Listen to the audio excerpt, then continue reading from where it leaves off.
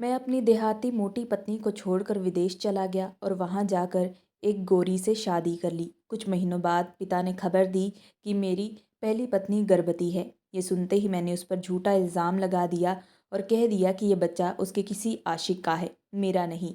मेरी बात सुनते ही परिवार वालों ने उसे धक्का मारकर घर से निकाल दिया।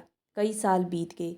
एक दिन मेरी विदेशी पत्नी को गंभीर महिला बीमारी हो गई। मैं उसे लेकर अस्पताल पहुंचा, लेकिन डॉक्टर ने साफ कह दिया कि ये केस अब संभाला नहीं जा सकता क्योंकि बहुत देर हो चुकी है। मैं अस्पताल के बाहर बैठा रो रहा था कि तभी एक बच्चा खेलता हुआ मेरे पास आया। उसका चेहरा बिल्कुल मेरे जैसा था। उसने कहा कि उसकी माँ बहुत बड़ी एक डॉक्टर है और वो औरतों का इलाज करती है। उस बच्चे की बात सुनकर मैं अपनी पत्नी को लेकर जैसे ही उस लेडीज डॉक्टर के पास पहुंचा तो उसे देखकर मेरे होश उड़ चुके थे, क्योंकि वह तो मुझे आज भी साफ याद है। वह सुबह जब मेरी ज़िंदगी ने अचानक मेरी मर्जी के बिना दिशा बदल ली थी। मैं 12वीं की परीक्षा पास करते ही बड़े सपनों में जी रहा था। मेरा सपना था शहर से बाहर निकलना, ऊंची पढ़ाई करना और अपनी पसंद की लड़की से शादी करना, जो सोच मेरे बराबर हो, मेरे साथ कंधे से कंधा मिलाकर चले। लेकिन उसी समय घर में एक ऐसा फैसला लिया गया जिसने मेरी सोच, मेरा घमंड और मेरी आज़ादी तीनों को एक साथ कुचल दिया। पिताजी ने बिना किसी चर्चा के यह तय कर दिया कि मेरी शादी उनके रिश्ते की लड़की से होगी, जो बचपन से गांव में पली बड़ी थी। मैं विरोध में चिल्लाया, बहस किया, नाराज़ हुआ, लेकिन घर के नियमों के आगे मेरी एक न चली। शादी के दिन मैंने उसे पहली बार ठीक से देखा। उसका चेहरा शांत था, आंखों में डर और जिम्मेदारी एक साथ झलक रही थी। उसके पहनावे, बोलने के ढंग, चाल ढाल से साफ पता चलता था कि वह शहर की चमक दमक से बहुत दूर पली है। मुझे उसी पल चिढ़ होने लगी। मैं खुद को आधुनिक सोच वाला समझता था और उसे पिछड़ा हुआ। सबसे ज़्यादा मेरी नज़र उसके शरीर पर टिक गई, जो मेरे बनाए हुए मापदंडों से बिल्कुल अलग थी। उसी पल मेरे मन में उसके लिए दूरी पैदा होगी, जो धीरे धीरे नफरत में बदलने लगी। शादी के बाद मेरा व्यवहार उसके लिए किसी सज़ा से कम नहीं था। मैं घर में रहते हुए भी उससे ऐसे बचता जैसे वह मौजूद ना हो। जब कॉलेज में दोस्त मिलते तो वह हंसते हुए ताने मारते। कोई कहता, भाई गांव वाली बीबी कैसी चल रही है, तो कोई मजाक उड़ाता, तेरे सारे सपने तो अब खत्म हो गए। उनके शब्द मेरे भीतर जहर घोल देते और मैं उस जहर को उसी पर उतारता, जो असल में इन सब की वजह भी नहीं थी। मुझे यह तक खलता था कि वह पढ़ाई में तेज थी। वह मेडिकल की तैयारी कर रही थी, रात रात भर किताबों में डूबी रहती, लेकिन मैं जानबूझकर उसकी मेहनत को नहीं देखता। मेरे लिए उसकी पहचान बस इतनी थी कि वह मेरी पसंद की नहीं थी। मैं चाहता था कि वह मुझसे झगड़े, सवाल करे, विरोध करे, ताकि मुझे उसे छोड़ने का कोई मजबूत कारण मिल सके, लेकिन वह हर बार चुप रहती। उसकी वही चुप्पी मुझे और ज़्यादा क्रूर बना देती थी। एक शाम वह धीरे से मेरे कमरे के बाहर आकर रुकी। बहुत संकोच के साथ उसने मुझसे पूछा कि क्या वह अंदर आ सकती है, क्योंकि उसे मुझसे कुछ ज़रूरी बात करनी है। मैंने बिना उसकी ओर देखे ठंडे स्वर में कहा, यह मेरा निजी कमरा है और उसे यहाँ आने की जरूरत नहीं। वह कुछ पल दरवाजे पर खड़ी रही, फिर बिना कुछ कहे लौट गई। उस पल मुझे संतोष नहीं बल्कि अजीब सा खालीपन महसूस हुआ, जिसे मैंने घमंड के पर्दे से ढक दिया।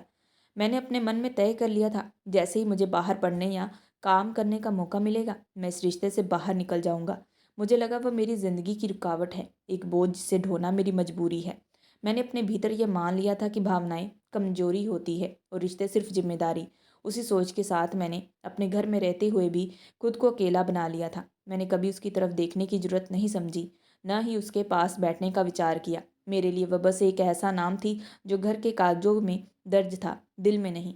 मैंने ये जानने की कोशिश भी नहीं की कि मेरी बेरुखी उसके भीतर क्या तोड़ रही होगी। मेरा ध्यान अब सिर्फ आगे बढ़ने पर था, क्योंकि मुझे लगता था कि पीछे देखने वाले लोग कभी आगे नहीं बढ़ते। मेरे दिन और रात किताबों, परीक्षाओं और योजना में बीतने लगे। मैं हर नंबर को सीढ़ी समझता और हर परीक्षा को अपने सपनों के और करीब पहुंचने का रास्ता। लेकिन एक दौड़ में एक चीज़ मुझे खटकती रही, घर में मौजूद वह रिश्ता जिसे मैं बोझ मान चुका था। मैं चाहता था कि जैसे ही मौका मिले मैं इस जिम्मेदारी को पीछे छोड़ दूं और अपनी उड़ान भर लूं। मेरे मन में ये बात गहराई से बैठ चुकी थी कि जो रास्ता मैंने चुना है वही सही है और उसी पर चलकर मैं कुछ बन पाऊंगा। पढ़ाई पूरी होने के बाद एक सुबह मेरी ज़िंदगी में अचानक हलचल मच गई। जब मैंने ईमेल खोला तो कुछ पल तक शब्द साफ दिखाई नहीं दिए। विदेश की एक नामी यूनिवर्सिटी से चयन का एक पत्र था और साथ में पूरी पढ़ाई का खर्च उठाने की सूचना भी। ये मेरे लिए किसी जीत से कम नहीं था। कमरे की दीवारें जैसी छोटे लगने लगी, लेकिन उसी खुशी के बीच मुझे घर का माहौल बदला सा लग रहा था, जहाँ हर मुस्कान के पीछे सवाल खड़ा था। मैं जब ये खबर पिता को बताने गया तो उनकी आंखों में पहले संतोष झलका, लेकिन जैसे मैंने विदेश जाने की बात कही, उनका चेहरा सख्त हो गया। उन्होंने सीधे पूछा कि क्या मैं शादीशुदा होने के बाद भी अकेले जाने का इरादा रखता हूँ। मैंने बिना झिझक जवाब दिया, ये मेरे भविष्य का सवाल है और मैं किसी भी तरह का बंधन साथ लेकर नहीं जा सकता। मेरी बात सुनकर उनके शब्द भारी हो गए। उन्होंने साफ कहा कि जिम्मेदारियां ऐसे नहीं छोड़ी जाती। मुझे पता था कि अगर मैंने साफ साफ रिश्ता तोड़ने की बात की तो घर में भूचाल आ जाएगा, इसलिए मैंने बीच का रास्ता चुना। मैंने कहा कि मैं अभी कोई भी बड़ा फैसला नहीं करूंगा, लेकिन उसे अपने जीवन का हिस्सा भी नहीं बना पाऊंगा। मेरे लिए ये रिश्ता सिर्फ कागजों तक सीमित था। पिता काफ़ी देर चुप रहे। उनकी आंखों में थकान और असहायता थी। अंत में उन्होंने मुझे जाने दिया, लेकिन उनके शब्दों में चेतावनी थी कि जो रिश्तों से भागता है वह एक दिन खुद से भी नहीं बच पाता। अगले कुछ दिन तेजी से बीते। मैं तैयारियों में उलझा रहा और घर में एक अजीब सी चुप्पी पसरी रही। हम दोनों एक ही छत के नीचे थे, लेकिन जैसे दो दुनिया में रहते हों। 2 साल की शादी में हमने कभी भी एक दूसरे को समझने की कोशिश नहीं की थी। वो अपने काम में लगी रहती थी और मैं अपने भविष्य की तस्वीरें बनाता रहता। उसने कभी मुझसे कुछ नहीं मांगा, न शिकायत की, न सवाल किया। उसकी यह चुप्पी मुझे सुकून देती थी, क्योंकि मुझे किसी भी जवाबदेही का सामना नहीं करना पड़ता।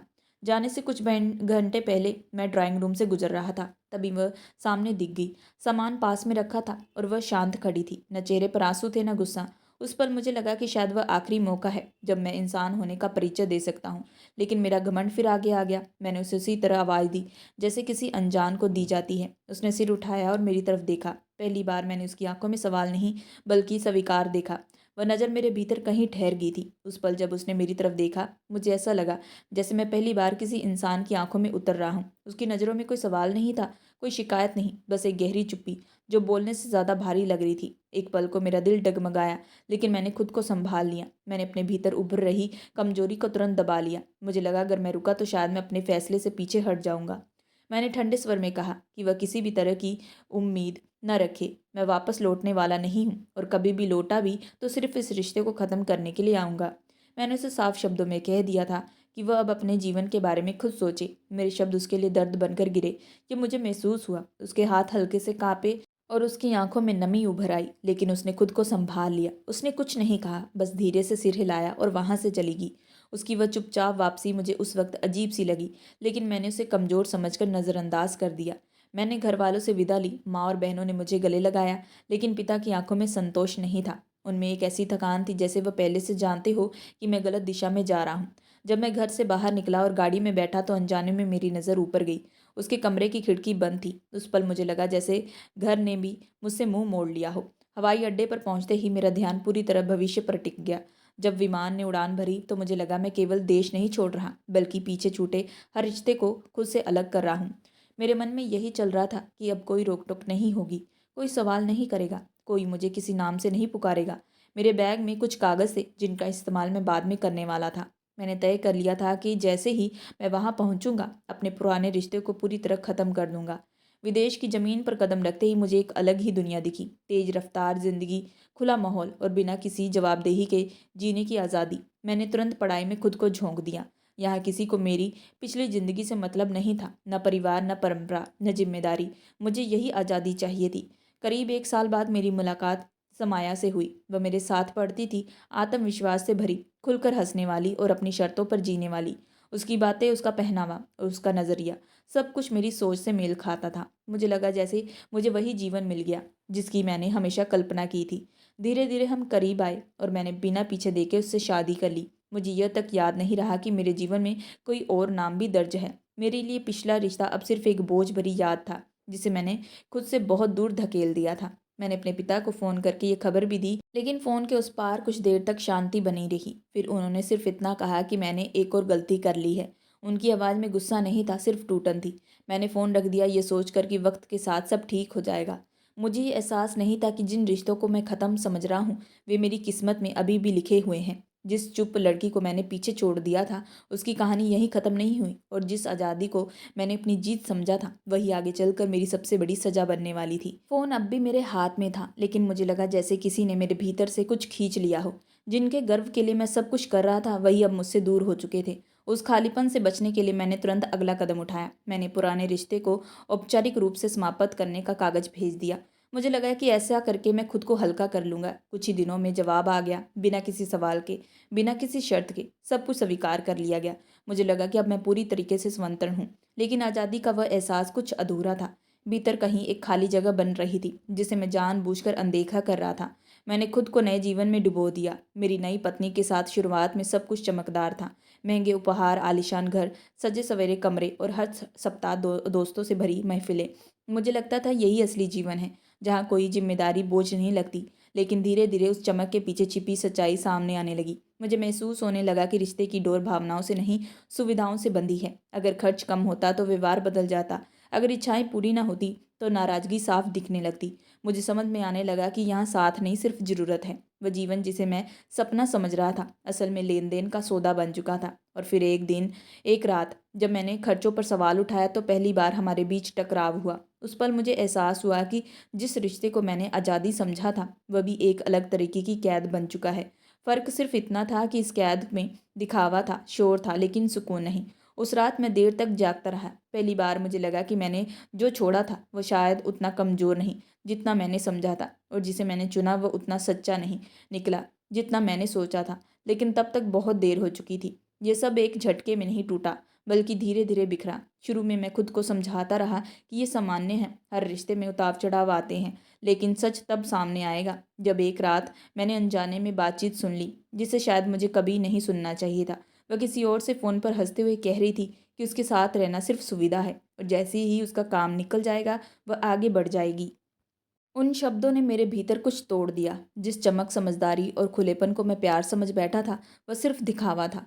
उस दिन के बाद मेरा घर, जिसे मैंने मेहनत और सपनों से सजाया था, मुझे अजनबी लगने लगा। दीवारें ठंडी थी और कमरों में सन्नाटा। मैंने खुद को काम और पढ़ाई में झोंक दिया ताकि सोचने का समय ना मिले। मैं रिश्ता ख़त्म करने का साहस नहीं जुटा पा रहा था क्योंकि डर था यहाँ मेरे पास कोई नहीं बचेगा। बाहर से मेरी ज़िंदगी सफल दिखती थी, लेकिन भीतर अपराबोध और पछतावा लगातार बढ़ता जा रहा था।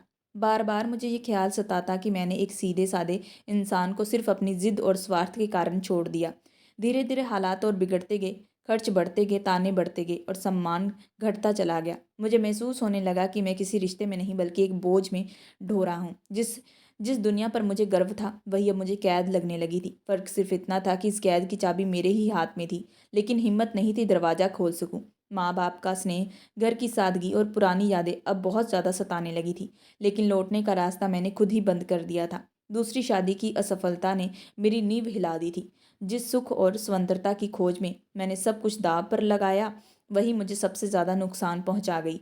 बार बार हो रहे झगड़े, भरोसों की कमी और पैसे को लेकर विवाद ने मुझे मानसिक रूप से थका दिया था। आखिरकार एक दिन सब्र टूट गया। लंबी और कटु बहस के बाद मैंने वह फैसला किया जिससे मैं लंबे समय से भाग रहा था। अलग होने की प्रक्रिया आसान नहीं थी। अदालत के चक्कर, आर्थिक नुकसान और सामाजिक तनाव ने मुझे अंदर से खोखला कर दिया था। जब सब खत्म हुआ तो मेरे पास नौकरी थी, डिग्री थी, लेकिन घर खाली था। उस सन्नाटे में पहली बार मैंने खुद से ईमानदारी से सवाल किया, क्या यही जीत थी? क्या यही आज़ादी थी? मुझे अपने पिता की सख्त लेकिन सच्ची बातें याद आने लगी। माँ की खामोश आंखें याद आने लगी और वह घर याद आने लगा जहाँ कभी बिना शर्त अपनापन था। और अब मेरे पास सब कुछ था सिवाय सुकून के। एक दिन मैं शहर की हलचल से दूर एक शांत पार्क के बीच पर मैं अकेले बैठा था। शाम का समय था और सूरज धीरे धीरे अपनी लालियां छोड़कर ढल रहा था। मेरे मन में हल्की सी उदासी थी और मैं अपनी ज़िंदगी के हर पल को सोचते हुए खोया हुआ था। तभी मेरी नज़र एक छोटे बच्चे पर पड़ी जो मेरे पास ही घास पर खेल रहा था। उसकी हंसी इतनी मासूम और खुशनुमा थी कि जैसे कोई थकी हुई आत्मा अचानक ताजगी में सरोबार हो गई हो। बच्चा खेलते खेलते मेरी तरफ बढ़ाया। उसकी बॉल मेरे पैरों पर आकर रुक गई। मैंने मुस्कुराकर उसे लौटाया। हाय, तुम अकेले खेल रहे हो? मैंने पूछा। उसने धीमे और साफ स्वर में जवाब दिया, नहीं अंकल, मैं अकेला नहीं हूँ, मेरी मम्मा यहीं पास हैं। मैंने धीरे से पूछा, तो तुम्हारे पापा? वह थोड़ी देर चुप रहा और फिर आकाश की ओर इशारा करते हुए बोला, मेरे पापा अब हमारे ऊपर वाले आसमान में हैं, लेकिन मेरी मम्मा, मेरे लिए पापा भी हैं और मेरी मम्मा भी। वह डॉक्टर है और बहुत बहादुर है। उनकी उसकी बातों में जो निश्चय और आत्मविश्वास था उसने मेरे दिल को छू लिया था। उसकी मासूमियत के साथ साथ उसकी बातों में एक अलग ही गर्मजोशी थी।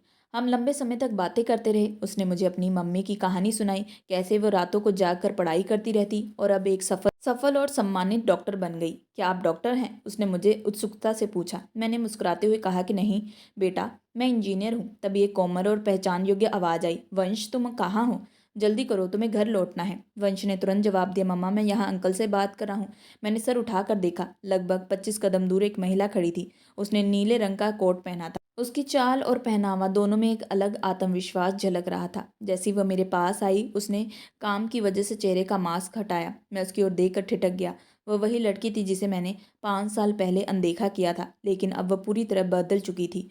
अब उसकी देह में सौम्यता और पतलापन था और चेहरे पर आत्मविश्वास और गरिमा साफ झलक रही थी। उसका हर भाव पेशेवर और स्थिर इंसान की झलक दे रहा था। उसकी आंखों में वही चमक अभी भी थी, पुरानी यादों की तरह। मैं स्तंभ रह गया। उसका नाम मेरे होठों पर अटक गया।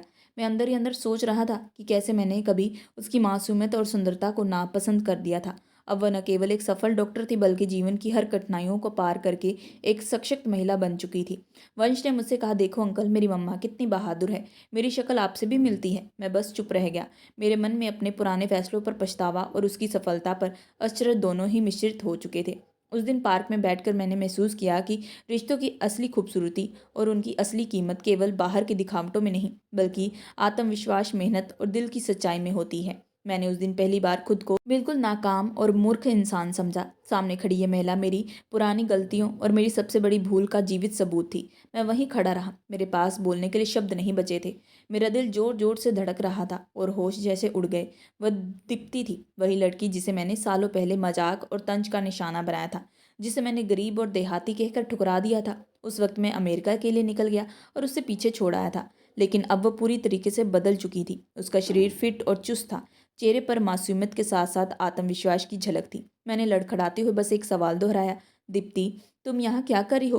तुम तो वही लड़की थी। उसने अपनी जैकेट की जेब में से पेन निकाला और उसे घुमाते हुए ठंडे लहजे में जवाब दिया, मेरा नाम दीप्ति है और मैं अमेरिका में एक सीनियर डॉक्टर हूँ। मैंने मेहनत और लगन से यहाँ तक पहुँच बनाई है। और आपकी जानकारी के लिए बता दूँ, 5 साल पहले आपने ही मेरे साथ अपने व्यक्तिगत और भावनात्मक रिश्ते ख़त्म कर दिए थे। मैंने उसके पास जाकर माफ़ी मांगी और सच जानने के लिए उसे गले लगाने की कोशिश की। जैसे ही मेरा हाथ उसके कंधे की तरफ बढ़ा, उसने तुरंत एकदम पीछे हटकर दूरी बना ली। उसके चेहरे पर पहली बार गुस्सा दिखा। मैंने बेबसी से धीरे से कहा, मैंने तुम्हें गलत समझा। मुझे नहीं पता था कि तुम इतनी मजबूत और काबिल हो। दीप्ति ने मेरी ओर देखा और मुस्कुराई, लेकिन उसकी हंसी में कोई खुशी नहीं थी। यह हंसी सिर्फ कड़वाहट और ठंडे सच का एहसास दिला रही थी। उसने कहा, आपने मुझे वही समझा जो आप देखना चाहते थे। आपने मेरी शक्ल देखी, मेरे पुराने कपड़े देखे, मेरा वजन पर फैसला कर लिया कि मैं कुछ नहीं कर सकती। आपके हिसाब से सुंदरता और समझ सिर्फ उन्हीं में होती है जो आधुनिक और पतली दिखती हैं। उसने वंश का हाथ मजबूती से पकड़ लिया और मुस्कुराते हुए कहा कि चलो बेटा, अब हमें यहाँ से निकलना चाहिए, देर हो रही है। उसकी बात सुनकर मुझे अपनी गलती का गहरा पछतावा होने लगा। मैं तुरंत उसके सामने जाकर खड़ा हो गया और हाथ जोड़कर माफ़ी मांगने लगा। मैं गिड़गिड़ाते हुए कहने लगा कि मुझे माफ़ कर दो, मुझे प्लीज़ एक मौका दे दो। उसी समय मेरी नज़र वंश पर चली गई। अचानक मेरे मुंह से निकल गया, ये बच्चा तो मेरा ही है, मैं ही इसका पिता हूँ। ये बात मैं जानता हूँ। मेरी ये बात सुनते ही दीप्ति जोर से चिल्लाई। उसने कहा कि खबरदार, तुम इसके पिता नहीं हो। अगर तुम पिता होते तो एक बार भी पीछे मुड़कर देखते, लेकिन तुमने तो हमें कभी पलटकर देखा तक नहीं। अब किस हक से यहाँ पर दावा करने आए हो? उसके शब्दों ने मुझे अंदर से तोड़ दिया। मुझे इतनी शर्म महसूस हो रही थी कि मैं उसके सामने हाथ जोड़कर रोने लगा और कहने लगा कि मेरी बात सुन लो। इसी बीच में मैंने घबराहट में उसका हाथ पकड़ लिया। वह तुरंत अपना हाथ छुड़ाने लगी। तभी पीछे से किसी ने मेरे कंधे पर एक जोरदार से हाथ रखा और मुझे खींचकर दूसरी तरफ धकेल दिया। मैंने गुस्से में उस आदमी की तरफ देखा। वह मुझे कठोर नज़रों से देखते हुए बोला, तुम ये क्या कर रहे हो? जब किसी औरत की इच्छा ना हो तो उसे छूने की हिम्मत भी नहीं करनी चाहिए। गुस्से में मैं चिल्लाते हुए आगे बढ़ा और कहा कि वह मेरी पत्नी है। ये सुनते दीप्ति ने मेरे मुंह पर एक जोरदार थप्पड़ मारा और कहा कि पत्नी कहने का हक तुम बहुत पहले खो चुके हो। तुम ही तो तलाक के कागज भेजकर चले गए थे। हमारा रिश्ता खत्म हो चुका है। अब मेरा तुमसे कोई भी संबंध नहीं। इतना कहकर उसने उस आदमी का हाथ पकड़ लिया। उसकी तरफ देखकर बोली, अच्छा हुआ कि तुम आ गए हो रुद्र। ये आदमी कब से हमें परेशान कर रहा है। रुद्र ने उसका हाथ मजबूती से पकड़ लिया। ये देखकर मेरे अंदर गुस्सा उबलने लगा, जैसा मैंने कभी पहले महसूस नहीं किया था। मैंने गुस्से में कहा कि ये कौन है और तुम्हें शर्म आनी चाहिए। मेरे बच्चे के सामने किसी और मर्द के साथ ऐसे खड़ी हो। मेरी बात पूरी भी नहीं हुई थी कि रुद्र ने मेरे चेहरे पर एक जोरदार मुक्का मारा और कहा कि तुम जैसे आदमी के साथ ऐसा ही होना चाहिए जो अपनी औरत की इज्जत नहीं करते, उसे गरीब और कमज़ोर समझकर छोड़ जाते हैं। और खबरदार, मेरी होने वाली पत्नी के बारे में अब एक और शब्द भी कहा। होने वाली पत्नी, ये शब्द सुनते ही मेरे पैरों तले जमीन खिसक गई। मैं हकलाते हुए बोला, क्या? तभी दीप्ति बोली, हाँ तुमने सही सुना। तलाक के बाद मैं अपने माता पिता के घर चली गई थी। उस समय मैं पूरी तरीके से टूट चुकी थी। मेरी जिंदगी में कोई सहारा नहीं बचा था। उसी मोड़ पर रुद्र ने मेरा हाथ थामा। वह दोस्त बनकर मेरे साथ खड़ा रहा, मुझे आगे बढ़ने की हिम्मत दी। अगर आज मैं कुछ भी हूँ तो रुद्र की वजह से हूँ। वह कुछ पल रुकी और फिर बोली, अगर रुद्र मेरी ज़िंदगी में ना होता तो शायद आज मैं यहाँ खड़ी भी ना होती। तुम्हारे जाने के बाद मैंने अपनी ज़िंदगी ख़त्म करने का फ़ैसला कर लिया था। उस समय रुद्र ने ही मुझे संभाला था। मुझे लगता है कि रुद्र से बेहतर मुझे आज कोई भी समझ नहीं सकता। इसी वजह से 1 हफ्ते के बाद हमारी शादी है। पूरी कहानी सुनते ही मेरी आंखों से आंसू बहने लगे। मेरे अंदर अब सिर्फ खालीपन और पछतावा बचा था। मैं हाथ जोड़कर उसके सामने गिड़गिड़ाने लगा और माफ़ी मांगने लगा। लेकिन उसने मेरे बेटे का हाथ पकड़ा और आगे बढ़ते हुए कहा, अब माफ़ी का कोई मतलब नहीं। तुम मेरी ज़िंदगी में कोई मायने नहीं रखते, जैसे कभी मैं तुम्हारी ज़िंदगी में मायने नहीं रखती थी। ये कहकर वह रुद्र का हाथ पकड़कर वहां से चली गई। मैं वहीं ज़मीन पर बैठकर अपना सिर पकड़कर फूट फूट कर रोने लगा। अब मेरे पास पछतावे के अलावा कुछ भी नहीं बचा था। दोस्तों, ये थी आज की कहानी। अगर ये कहानी पसंद आई हो तो प्लीज़ हमारे चैनल को लाइक और सब्सक्राइब जरूर करें एंड बेल आइकन का बटन जरूर दबाएं।